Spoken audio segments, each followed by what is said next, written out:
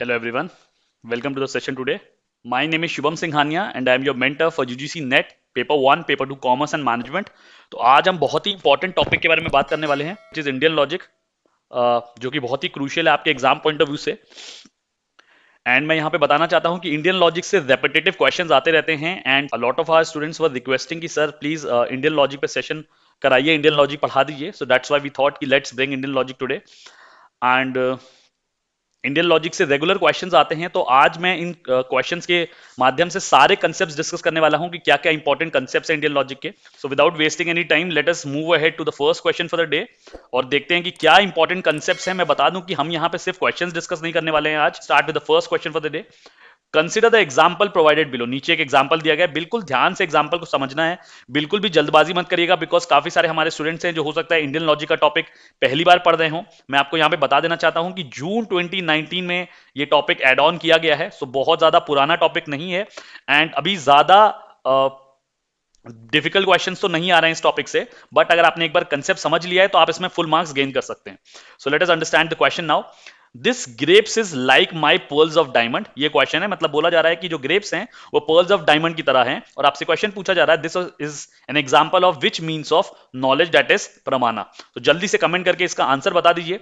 एक बार ब्रीफ में मैं आपको प्रमाणा के बारे में बता देता हूं। Pramana is set to be proofs कि पुराने जमाने में मिडीवियल पीरियड में, हिस्टोरिकल एज में, जब भी आपको चीजों के बारे में ट्रू नॉलेज डिस्कवर करनी होती थी, so you use to use different kinds of pramanas. प्रमाणास ही अलग 4-5 टाइप के हैं जो आज हम पढ़ने वाले हैं एंड उनके बेसिस पे हम नॉलेज को डिस्कवर करते थे कि किस तरीके से हम पता करेंगे कि क्या सही है और क्या गलत है, what will be true and what will be false. So इसे प्रमाणा कहते हैं। एक बार चारों ऑप्शन देख लेते हैं।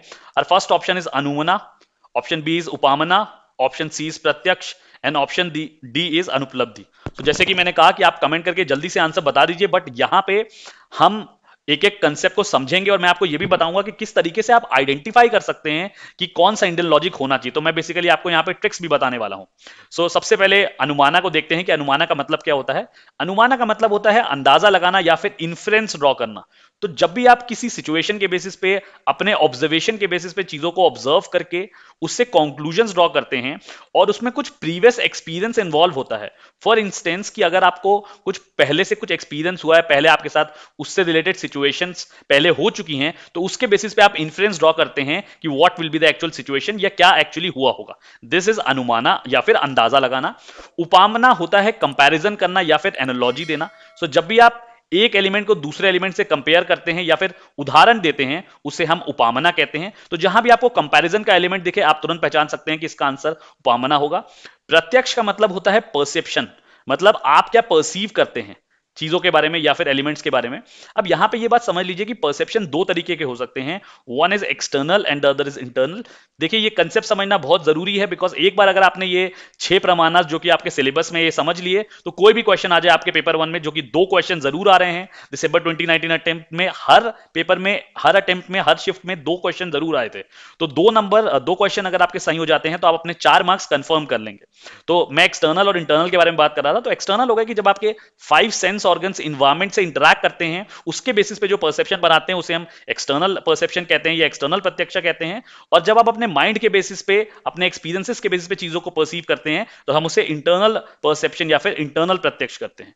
और अनुपलब्धि का मतलब है, जैसे आप देख सकते हैं कि अनु वर्ड लगा हुआ है, उपलब्धि का अपोजिट है या फिर कॉन्ट्ररी टर्म है। तो जब भी आप किसी स्टेटमेंट में नो, नॉट या फिर नेगेटिव जैसे एलिमेंट्स देखें, तो आपको पता चल जाना चाहिए कि यहां पे अनुपलब्धि की बात हो रही है बिकॉज हमें कुछ हासिल नहीं हुआ है। तो ये चारों कंसेप्ट हमने यहां पे डिस्कस कर लिए।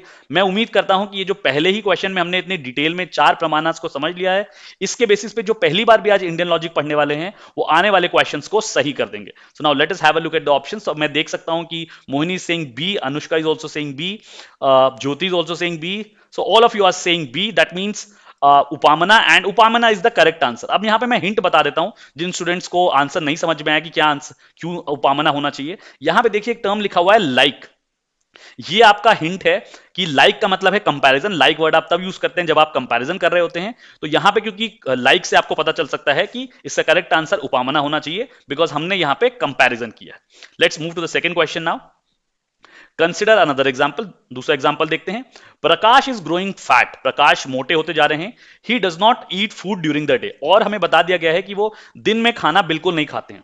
Therefore he must be eating food during the night, other things being equal. मतलब अगर बाकी चीजों को छोड़ दिया जाए तो यहां पे यही एक लॉजिकल इंटरप्रिटेशन है कि अगर वो दिन में खाना नहीं खा रहे हैं और मोटे भी हो रहे हैं तो सिर्फ वो रात को खाते होंगे।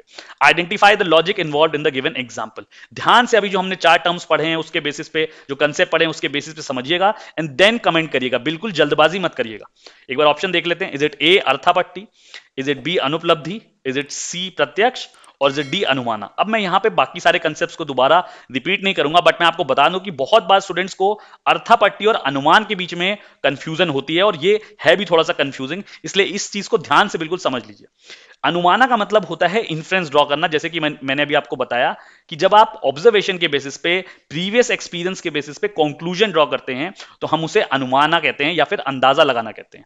अर्थापट्टी इज बेसिकली पॉस्टुलेशन। पॉस्टुलेशन का मतलब है कि आपको दो स्टेटमेंट्स के बीच में या दो पॉस्टुलेट्स के बीच में कुछ रिलेशनशिप गिवन है एंड आप उसका लॉजिकल इंटरप्रिटेशन करते हैं यूजिंग लॉजिकल रीजनिंग, या फिर अगर मैं और बेसिक टर्म्स में बोलूं तो बेस्ड ऑन डिडक्टिव रीजनिंग। अगर आपको याद हो, थोड़ा सा हमने अपनी डिडक्टिव रीजनिंग की वीडियो में बात करी थी कि जब आप स्टेटमेंट्स के बेसिस पे कंक्लूजन्स को ड्रॉ करना चाहते हैं, डिराइव करते हुए एक रिलेशनशिप से कंक्लूजन को डिराइव करते हैं, then it is known as deductive reasoning. मतलब जनरल स्टेटमेंट्स आपको दिए हैं और जनरल से आप स्पेसिफिक की तरफ मूव कर रहे हैं, so that will be deductive reasoning. So इससे आपको पता चल सकता है कि अर्थापट्टी आंसर होना चाहिए। जल्दी से मुझे आंसर दे दीजिए। So I could see a lot of students have given the answer and yes, यहां पे क्योंकि हम एक लॉजिकल इंटरप्रिटेशन कर रहे हैं, आप देखिए यहां पे हम इन्फ्रेंस नहीं ड्रॉ कर रहे हैं, हम यहां पे ऐसा नहीं कर रहे हैं कि हमारे पास कोई प्रायर एक्सपीरियंस है, बल्कि हम लॉजिकल इंटरप्रिटेशन कर रहे हैं कि अगर फर्स्ट स्टेटमेंट ये है कि ही does not Yeats during the day, so it is obvious कि वो रात में ही खाते होंगे, जैसे कि मैंने कहा। तो दो स्टेटमेंट्स या दो सिचुएशंस के बारे में ध्यान रखिएगा। तो यहां पे जो करेक्ट आंसर हमारा जो हो जाएगा वो हो जाएगा A arthapatti. So well done to all of you who have given the correct answer. थोड़ा सा टेक्निकल टॉपिक जरूर लगेगा, बट एक बार ये कंसेप्ट क्लियर हो गया, आज की वीडियो में आपने कंसेप्ट क्लियर कर लिए, तो आपके 4 मार्क्स तो बिल्कुल पक्के हो गए। Let us move to the next question.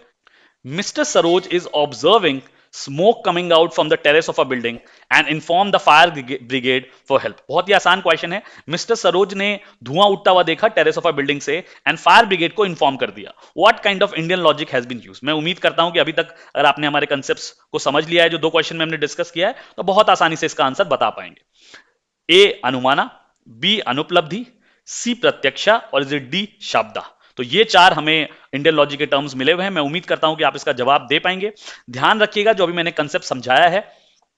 Okay wonderful, so I have started getting answer. Jyoti Singh A, Mamta is saying A, Parinita is also saying A, Mohini is saying A and Richa is also saying A. So that means that आपको concept समझ में आ रहा है। So very well done. The correct answer for this is A anumana. और इसका reason क्या है कि ऑब्वियस सी बात है, आप अपने प्रायर एक्सपीरियंस के बेसिस पे समझ सकते हैं कि अगर कहीं से धुआं निकल रहा है तो there is most probable chance कि वहां पे आग लगी होगी। तो क्योंकि हमने यहां पे कंक्लूजन्स ड्रॉ किए based on our observation and हमें प्रायर एक्सपीरियंस के बेसिस पे भी पता है, इसलिए इसका आंसर हो जाएगा A, that is अनुमाना।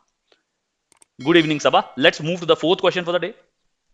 Miss Jyoti can feel the pain of her friend who's crying badly owing to her injury while playing football। मतलब मिस ज्योति अपने एक फ्रेंड का जो दर्द है, जो पेन है, वो महसूस कर सकती हैं सिंस वो उनको पता है कि उनको इंजरी हो गई है फुटबॉल खेलते time. Which form of Indian logic is being used by miss Jyoti in this case. Very very easy question. Basically इसके अंदर फोकस किस चीज पे है, फील करने पे या फिर महसूस करने पे। सो अभी हमने कुछ सेंस ऑर्गन के बारे में बात करी है। This is the hint students. मैं उम्मीद करता हूं कि आप जल्दी से बता पाएंगे। जल्दी से कमेंट करके इसका आंसर बता दीजिए। Is it A anumana, is it B upamana, is it C pratyaksha, और is it D anupalabdhi. So I started getting answers. So one is saying D, Latu is saying D, Garima is saying C, Richa is saying C, Anushka is saying C. Wonderful. Pariniti is also saying C. Students ध्यान से question को पढ़िए, conceptual clarity लेके जाइए आज इस class से, ताकि जब भी ये क्वेश्चन रिपीट हो तो आपको सिर्फ हिंट्स पकड़नी हो, उन टर्म्स को पकड़ के ही आपको याद आ जाए कि क्या सही आंसर होना चाहिए। So I could see that all of you have given the answer as C. So that is correct, that is C pratyaksha, जिसका मतलब होता है चीजों को परसीव करना या फिर परसेप्शन बनाना। अब यहां पे देखिए, आप अगर आपको कंफ्यूजन भी हो रही है तो आप यहां पे एक हिंट ले सकते हैं या आप ध्यान दे सकते हैं कि यहां पे सेंस ऑर्गन का यूज हो रहा है, एंड सिंस यहां पे सेंस ऑर्गन्स के बेसिस पे आप परसेप्शन बना रहे हैं, दैट इज आप आंख से देख रहे हैं that somebody is crying, you are using your sense organs as eyes, तो यहां पे जो क्लियर कट आंसर हो जाएगा वो हो जाएगा C, that is pratyaksha. Let's move to the last question for the day. मैं उम्मीद करता हूं कि इसका भी आप सही जवाब देंगे। Dash Pramana suggests that knowing a negative such as there is no jug in the room is a form of valid knowledge। मतलब यहां पे आपसे कहा जा रहा है कि कौन सा प्रमाना ऐसा है जो आपको सजेस्ट करता है कि नेगेटिव वर्ड या फिर there is no jug in the room is a form of valid knowledge। ये आपको नॉलेज दे रहा है या फिर आपको प्रूफ दे रहा है। Let us have a look at the options now। Is it A अनुमाना, is it B उपमाना, is it C प्रत्यक्षा और is it D अनुपलब्धि। बहुत ही आसान क्वेश्चन, अगर आपको कंसेप्ट क्लियर है फटाक से आप इसका आंसर दे पाएंगे। जल्दी से कमेंट करके इसका करेक्ट आंसर बता दीजिए, बिकॉज मैं उम्मीद करता हूं कि आपके लिए ये बहुत आसान होगा।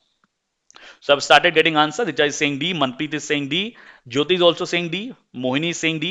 Wonderful, wonderful. So the correct answer for this is अनुपलब्धि। और जिन स्टूडेंट्स को इसका आंसर नहीं आ पाया, मैं बता दूं कि यहाँ पे हिंट क्या है। यहाँ पे आप देखिए the word no is written and यहाँ पे the word negative is written. अभी मैंने पहले क्वेश्चन में बताया था कि जहां भी आप क्वेश्चन में स्टेटमेंट में नो या फिर नेगेटिव वर्ड देख लेते हैं, आपको क्लियर कट आइडिया लग जाना चाहिए दैट द आंसर इज अनुपलब्धि। अब इसके अंदर एक और प्रमाना वर्ड आया था जिसको मैंने एक्सप्लेन नहीं किया, एंड दैट इज शब्दा। शब्दा होता है वर्बल टेस्टिमनी। मतलब आप जब किसी एक्सपर्ट की बात मानते हैं एंड जब आपको किसी एक्सपर्ट से इंफॉर्मेशन मिलती है and based on that you rely on such thing, तो आप शब्दा कहते हैं, शब्दा नाम का इंडियन लॉजिक यूज करते हैं एंड उसके बेसिस पे ट्रू नॉलेज को जानते हैं। अगर मैं एक एग्जांपल के टर्म्स में बताऊं कि अगर आपको कुछ बहुत पुरानी चीज के बारे में पता करना है, let us say you want to know something related to your religious communities, तो उस चीज के लिए आप किसी एक्सपर्ट के पास जाएंगे। मे बी अगर आप अपने जॉइंट फैमिली में रहते हैं तो may be you can go to your grandparents, और जो भी वो बताएंगे आपको, आप उस पर रिलाई करेंगे बिकॉज उनके एक्सपीरियंस और उनके एज के बेसिस पे इसकी सबसे ज्यादा इंफॉर्मेशन उनके पास ही होगी। तो अगर ऐसा कुछ एग्जांपल दिया हुआ है, ऐसा कुछ स्टेटमेंट दिया हुआ है, then the answer would be शब्दा और verbal testimony. So that was all for today. These were the 5 question. I hope कि ये जो आज हमने concepts किए हैं ये आपको बहुत ज्यादा helpful होंगे। Please do like the video, do like the session because we are making a lot of efforts आपको कंसेप्ट समझाने में। जैसे मैंने पहले भी कहा था कि ये जो लाइव सेशन है ये आप स्टूडेंट्स के लिए ही बना है। अगर आपको लगता है कि कोई टॉपिक आपको नहीं समझ में आ रहा है, वेदर इट बी पेपर 1 और पेपर 2 कॉमर्स एंड मैनेजमेंट, तो आप हमें कमेंट सेक्शन में कमेंट करके जरूर बताइए। We'll shortly take up the topic. For instance जैसे हमने आपको बताया कि इस सेशन के लिए भी हमारे पास रिक्वेस्ट आई थी and on a very short notice also we have come up with this particular topic. तो इसी तरीके से आप हमें कमेंट करके बता सकते हैं। Do like and subscribe to our channel for more such updates. इसके बाद भी अगर आपकी कोई डाउट है तो आप प्लीज एक बार कमेंट करके मुझसे डाउट पूछ सकते हैं। Now the session is open for your doubts. Garima, अनुपलब्धि जैसे मैंने कहा कि जैसे ही आपको टर्म अनुपलब्धि दिखे, इसका मतलब यह है कि आपको स्टेटमेंट में नो, नॉट या फिर नेगेटिव जैसे टर्म्स खोजने हैं। ये जब भी आपको टर्म स्टेटमेंट में दिखे जैसे कि इस क्वेश्चन में है, तो उसका आंसर अनुपलब्धि हो जाएगा।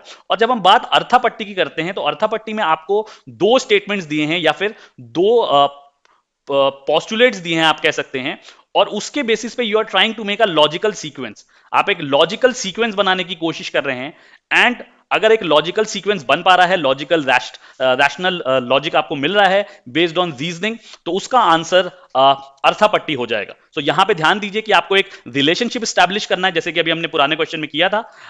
एंड अगर आप वो रिलेशनशिप स्टैब्लिश कर पा रहे हैं और उसके बेसिस पे कंक्लूजन ड्रॉ कर पा रहे हैं, तो आप सीधे अर्थापट्टी मार्क कर दीजिएगा। So arthapatti would be answer.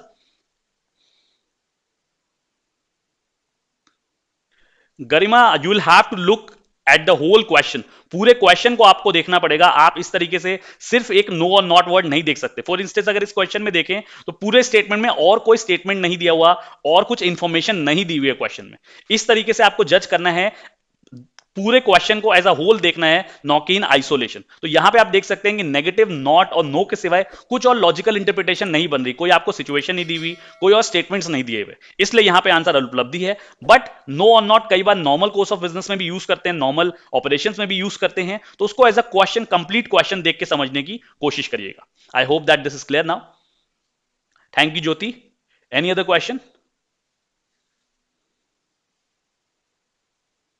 उपामना का मतलब होता है कंपैरिजन करना। जब भी आप कंपैरिजन करते हैं, मैं इसका एक अच्छा सा एग्जांपल देता हूं आपको कंपैरिजन का, मे भी आप बहुत अच्छे से रिलेट कर पाए because we have been into a lot of movies. So I hope कि आप सबने तेरे नाम मूवी जरूर देखी होगी एंड उसमें Salman Khan has a particular peculiar hair style. So now let us say कि आप अपने एक फ्रेंड को भेजते हैं कहीं पे और आप कहते हैं कि आप उसे कॉपी दिएगा अपने, आप अपने एक फ्रेंड को बोलते हैं कि किसी दूसरे फ्रेंड को आपकी एक कॉपी पहुंचानी है या आपका कोई एलिमेंट पहुंचाना है।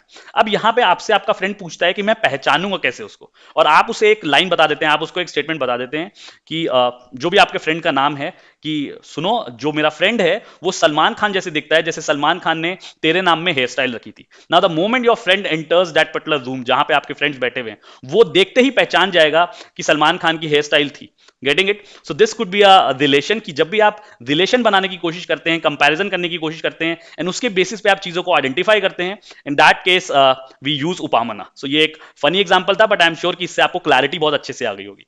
Any other queries? और कुछ आपकी क्वेरीज हैं relating to anything, please comment in the comment section and we'll surely take up. Anushka is saying what is the meaning of substantive research hypothesis? जब आप एक हाइपोथेसिस के साथ साथ काफी सारी और हाइपोथेसिस को प्रूव करते हैं, या आप सब हाइपोथेसिस बनाते हैं, तो उसे सब्सटेंटिव रिसर्च हाइपोथेसिस कहते हैं। We are surely gonna take this particular topic in your topic of research hypothesis. जब हम हाइपोथेसिस टॉपिक, टेस्टिंग का टॉपिक पढ़ेंगे तो उसको और डिटेल में लेंगे। Harish, it will not be possible now as the session is over now, but I am sure that I have used both English and Hindi. Sure, Garima, sure. We'll surely take up these sessions. Okay, so that was all for today. We'll meet on Tuesday now. Till then, keep studying, keep practicing. Thank you and have a nice day.